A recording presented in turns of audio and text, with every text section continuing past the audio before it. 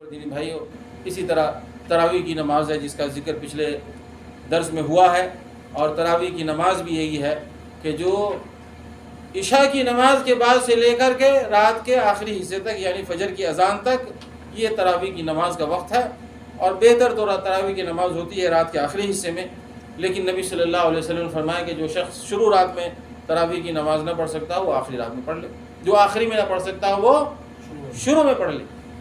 اسی لیے ہم لوگ شروع میں پڑھ لیتے ہیں، ورنہ نبی اکرم جناب محمد رسول اللہ صلی اللہ علیہ وسلم نے صحابہ کرام کو تقریباً 3 راتیں پڑھائیں تراویح کی نماز، پھر آپ نے اس خوف سے چھوڑ دیا کہ امت پر یہ تراویح کی نماز فرض نہ ہو جائے جماعت کے ساتھ۔ اسی طرح عمر بن خطاب رضی اللہ تعالیٰ عنہ نے جماعت سے نماز پڑھنے کے لیے ابی بن کعب رضی اللہ تعالیٰ عنہ کو مکلف کیا کہ وہ صحابہ کرام کو نماز پڑھائیں، اور جماعت کے ساتھ اس دن سے جماعت کے ساتھ قیامت تک نماز پڑھی جائے گی انشاءاللہ۔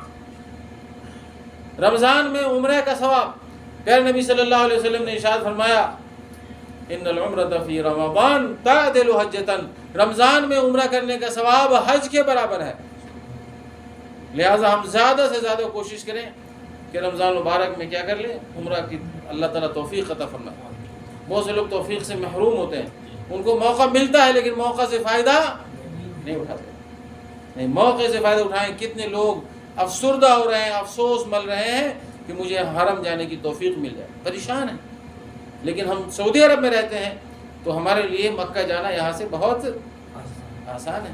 اسی طرح اعتکاف کی بڑی فضیلتیں آئی ہیں، اور وہ 21 تاریخ کی صبح سے لے کر کے چاند کے نکلنے تک ہے نہیں، 29 یا 30 رمضان کو عید کے چاند نکلنے تک اللہ کی رضا کے لیے مسجد میں لازم پکڑنا، اس عمل کو اعتکاف کہتے ہیں۔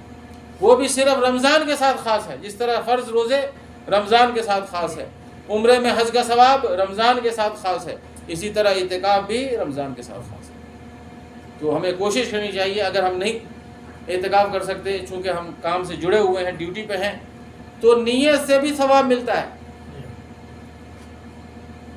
اور شب قدر رمضان کے آخری 5 طاق راتوں میں ہمیں تلاشنا چاہیے، اور شب قدر کی فضیلت یہ ہے کہ یہ شب قدر ایک رات عبادت کا ثواب 1000 راتوں سے افضل ہے۔ لیلۃ القدر خیر من الف شہر، اللہ تعالیٰ نے فرمایا کہ ایک رات میں عبادت کرنا۔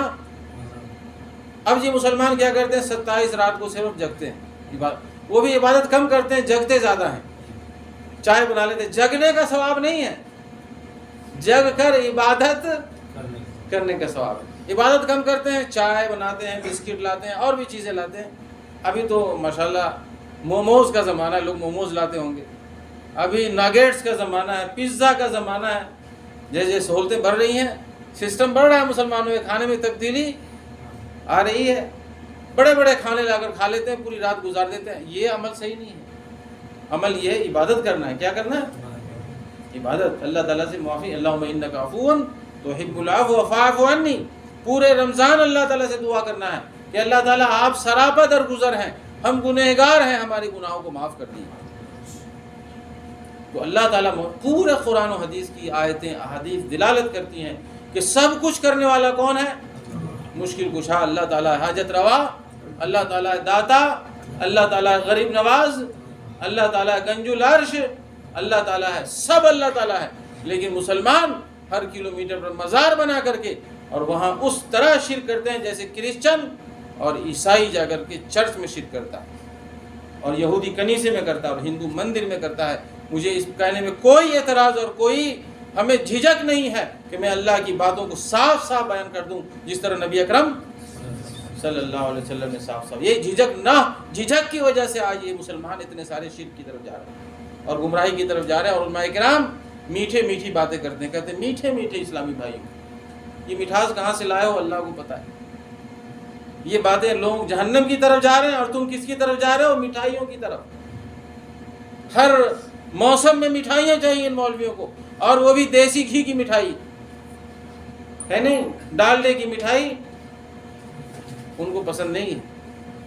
یہ عجیب و غریب ادا ہے علماء کرام کی، عجیب و غریب ادا ہے ناصحین کی اور مبلغین کی۔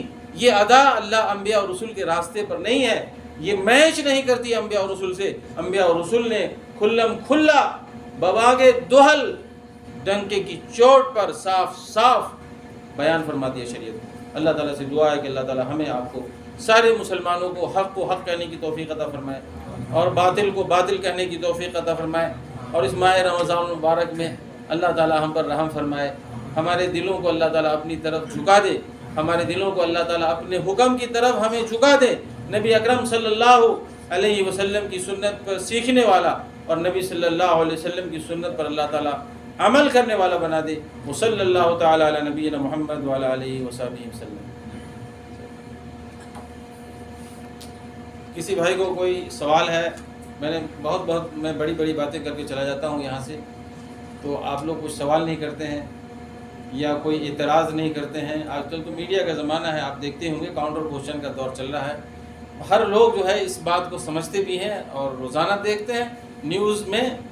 اسلام میں بھی کوئی ممانعت نہیں ہے کہ آپ کسی عالم سے سوال کر سکیں، اور ہمارے پاس کوئی اس پر ناراضگی بھی نہیں ہے ہماری طرف سے، بلکہ ہمیں خوشی ہوگی کہ آپ کوئی سوال ہم سے کریں جو بات آپ کے موجودہ عمل اور عقیدے کے خلاف ہے، یا جو آپ کے لوکل علماء نے آپ کو بتایا ہے، علاقائی علماء نے، تو آپ لوگ سوال نہیں کرتے ہیں، تو ہمیں بھی حسرت رہتی ہے کہ لوگ سمجھ کے چلے جاتے ہوں گے کہ جی یہ شیخ صاحب اپنی بیان کرتے ہیں، مجھے اپنی سن لینی۔